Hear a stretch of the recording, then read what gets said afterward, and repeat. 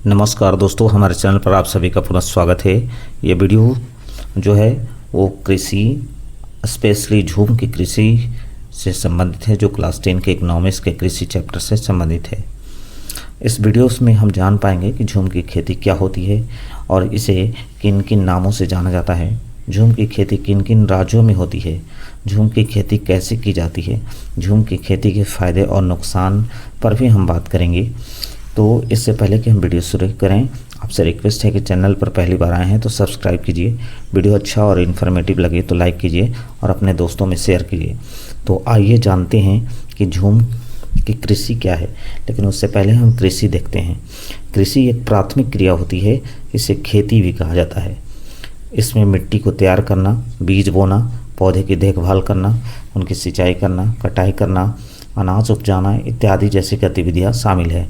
यह एक आर्थिक क्रिया होती है जो लोगों को रोजगार देने का काम करती है और देश के जीडीपी में बड़ा योगदान करती है।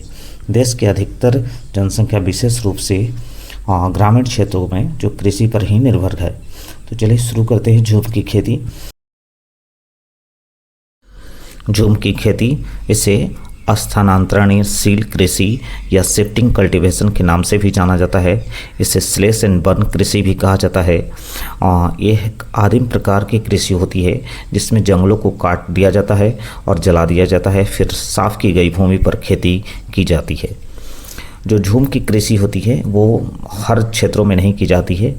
इसका कारण है कि इसके मिट्टी की उर्वरा शक्ति कम हो जाती है, इसीलिए कुछ वर्षों बाद जो है ये खेती की जाती है। तब तक के लिए भूमि को परती छोड़ दिया जाता है और दूसरे जगह फिर से वनों को काटकर खेती की जाती है। इसमें जंगलों को काटकर जलाया जाता है, राख को उर्वरक के रूप में इस्तेमाल किया जाता है।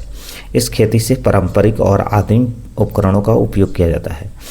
मतलब एक जो खेती थी वो इसमें पुराने तरह के औजार इस्तेमाल किए जाते थे, पुराने मेथडों से ये खेती की जाती है। झूम की खेती में आमतौर पर छोटे छोटे क्षेत्रों की खेती की जाती है, ये बड़े क्षेत्रों में लागू नहीं की जाती है। एक फसल कटने के बाद भूमि को कुछ समय के लिए परती छोड़ दिया जाता है। ये खेती भारत के पूर्वोत्तर राज्यों में जैसे अरुणाचल प्रदेश, मणिपुर, मेघालय, मिजोरम, नागालैंड, त्रिपुरा और असम में प्रचलित है। तो आपको वीडियो पसंद आ रहा है तो हमारे चैनल को लाइक, सब्सक्राइब और शेयर करना नहीं भूलें। अब हम देखते हैं कि झूम की खेती से कुछ लाभ और नुकसान क्या क्या हैं। आपको कौन कौन से लाभ झूम की खेती से हो सकते हैं और कौन कौन से नुकसान इस प्रकार की खेती करने से होता है। तो इसमें मिट्टी की उर्वरा शक्ति बढ़ जाती है।